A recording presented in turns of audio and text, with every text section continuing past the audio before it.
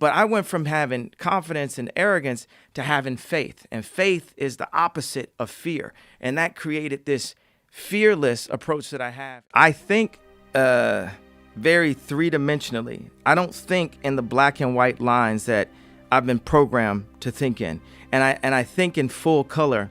So when I talk, I have to describe a thought in 5 ways.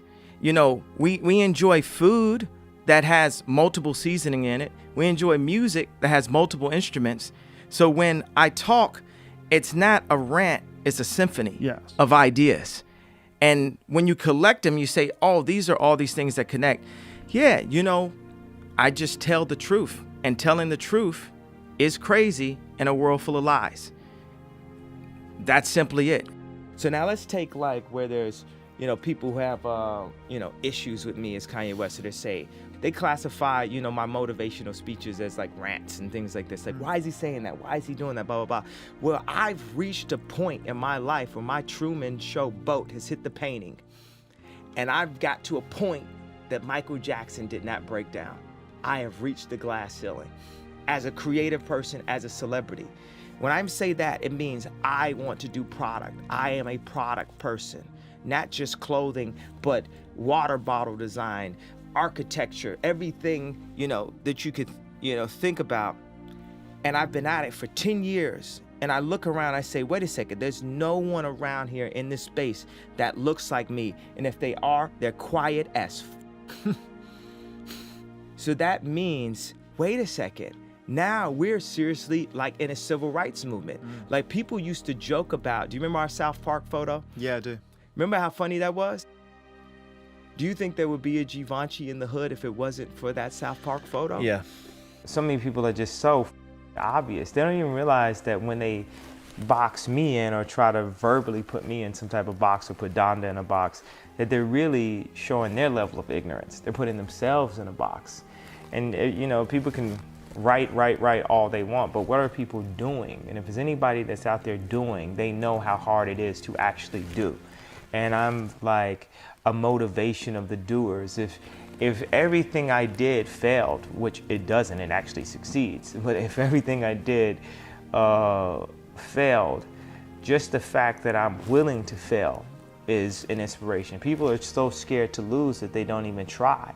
Like one thing that people can't say is they can't say, I'm not trying, and I'm not trying my hardest, and I'm not trying to do it the best way that I know how with what little information I get. So when I compare myself to Steve Jobs or Walt Disney, Howard Hughes, David Stern, Michelangelo, Da Vinci, Jesus, or whatever it is, I'm saying these are my heroes. These are people that I look up to. This is the type of impact I want to make on the earth. If I can make this type of impact up to this point, what can I do if you call Bob Iger and say, yo, give him a shot? If you call Oprah and say, yo, back this kid.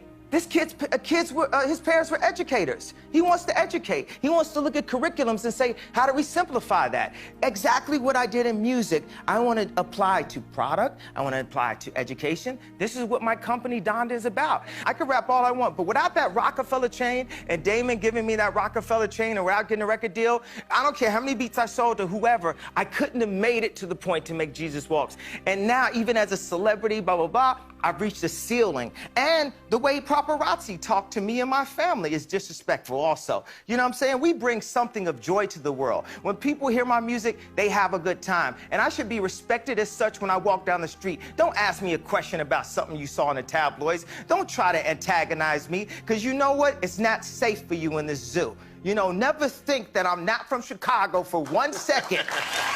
So as I go through these different levels, there's times where I would use confidence when I knew what I was doing, and I would use arrogance when I didn't know what I was doing. But I'd rather use arrogance than to let someone diminish my idea of myself, because that is what keeps us going. Hope actually keeps us alive. But I went from having confidence and arrogance to having faith, and faith is the opposite of fear. And that created this fearless approach that I have, and that's what now has made me the fearless leader that I am, that I've like crystallized into the leader that my mom always knew I would be when kids followed me in preschool, the leader that people saw when we changed the sound of music, the leader when we changed the sneaker industry, the leader in what we're doing with farming and with shelters. You have to move based on opportunity.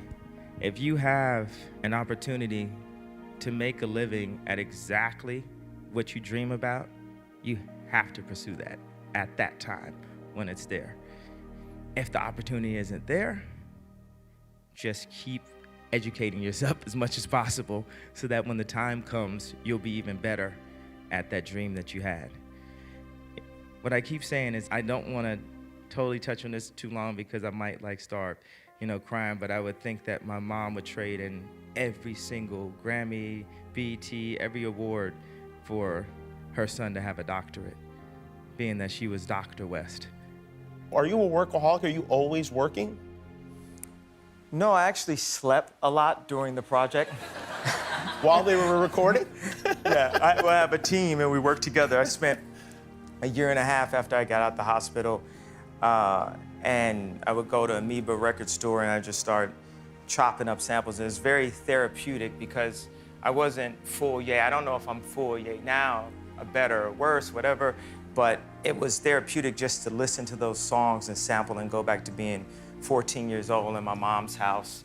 And by the time it was time to do to put the albums out, we have a whole team at Yeezy Sound that will help come and do the drums, help with lyrics, help with choruses, and I'd give 6, 7 people ideas that I want on the song, and I just go to sleep. We want is a real shot. Not, okay, I'm a celebrity, so that means my line has to cost $10 a t-shirt. No, I understand about quality. I understand about fabrics. I spent 10,000 hours at this. I dedicated my life to this. Then a lot of people say, okay, well, you have to do music. I'm gonna keep doing music, but what if people told me I couldn't rap? What would have happened? What if people told me I couldn't perform? I'm only 36 years old. I have other goals and other things, and I'm gonna use my platform, every platform, to stand up and say, I wanna make something. I wanna make the next Ralph Lauren. They say people don't stand up and protect their dreams. People are too scared of getting, spoofed in a way. And the irony of it is so many people that are creatives. Think about a creative person in school. When you picture them, you probably picture them all the way in the back of class, sketching or maybe getting beat up. And I'm the one creative, and this is the reason why I went on stage. This is the reason why I did this, because creatives have got beat up my entire life. And there's moments where I stood up to drug dealers in Chicago and said, you can't have my publishing, come and kill me. Do whatever you're gonna do, but you're not going to bully me. You're not going to stop me, because my mother made me believe in myself. No matter how many people tell me, stop believing in yourself. Stop saying what you can do. Stop affirming what you're gonna do and then completing that in real life. That's the improper way to do it. I refuse to follow those rules that society has set up in the way that they control people with low self-esteem, with improper information, with branding, with marketing. I refuse to follow those rules. It's about truth,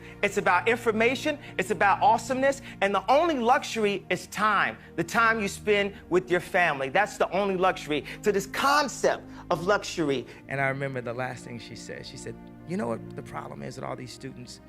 As soon as they did anything, from when they were really little, their parents clapped. And the point she wanted to make to me, that she said to me as we were leaving out the hallway of the restaurant the last time I saw her, was, don't clap.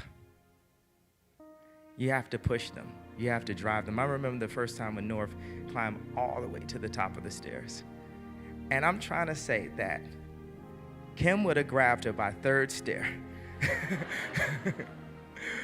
But she felt like she had to impress me and be more dynamic, or hit the highest point that she had ever hit in her life. And Louise was really hard and difficult with the students, but I felt like when you like Celine, when you like McQueen, all these things that have inspired us, I'm just talking directly about fashion, it's because there were people that pushed that hard. And not to defend myself, but just to take this opportunity, because I have the mic. It's not someone else's mic, it's my mic. I can talk right now. I feel a responsibility to push in the world. I feel a responsibility in my position to be like, this is some bullshit. Am I the only one here that's not crazy? Am I the only one here that's not afraid of losing their Samsung deal right now?